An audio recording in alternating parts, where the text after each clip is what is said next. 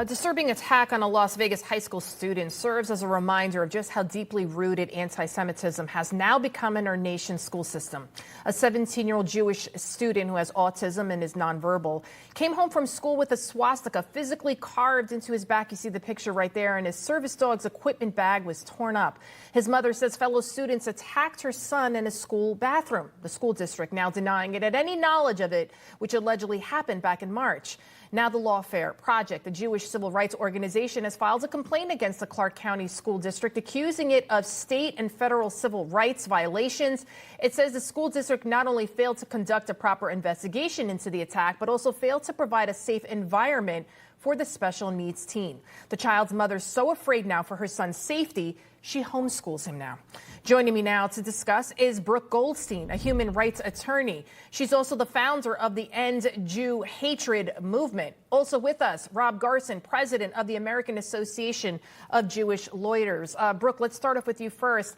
This horrific incident happens in March, yet where was the media? Where was the outrage? Since the war, more outrageous incidents of anti-Semitism have popped up all across the country in our school systems against other students, against teachers, yet no coverage by the fake news. Why do you think that is, and what do you think will happen next in this case?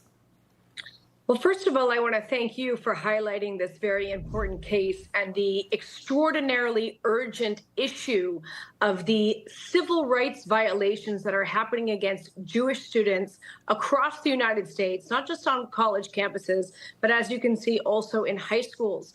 Now, could you imagine if this happened to any other minority child?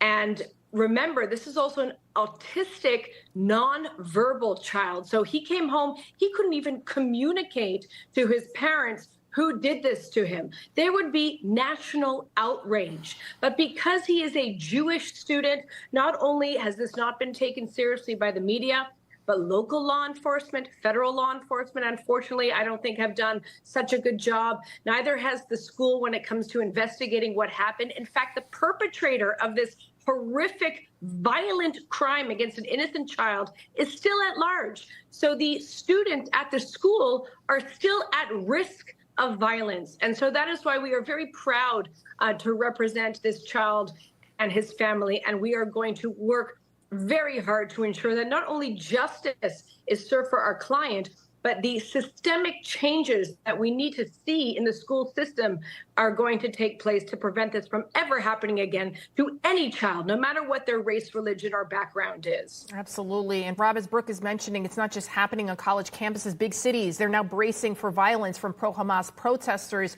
on New Year's Eve in New York City. The NYPD says it'll be out in full force at Times Square for the ball drop.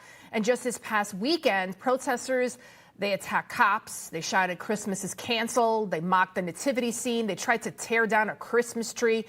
You know, I keep saying this over and over again, but I can't say it enough. It always starts with the Jews, but it never ends with them. Why doesn't the rest of the world understand this? They've just got to wake up.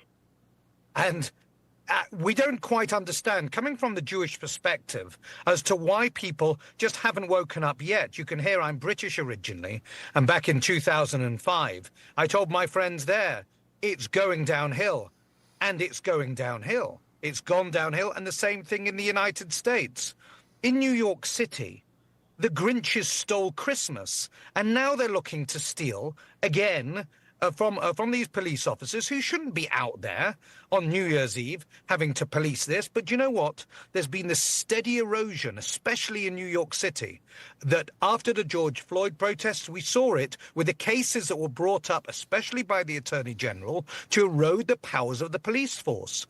The police have no power, they have no respect at the moment, and who's going to be paying for this? In my view, there should be an investigation into these groups as to who's been funding them, and those monies should be seized and repatriated to NYPD to cover the costs of this disgraceful behavior. That's a great idea. Thank you. We got to leave it right there. Rob Garson, Brooke Goldstein, and Brooke, please keep us posted on what happens with the case. Thank you so much. I will. Thank you. Coming up, Chicago's mayor.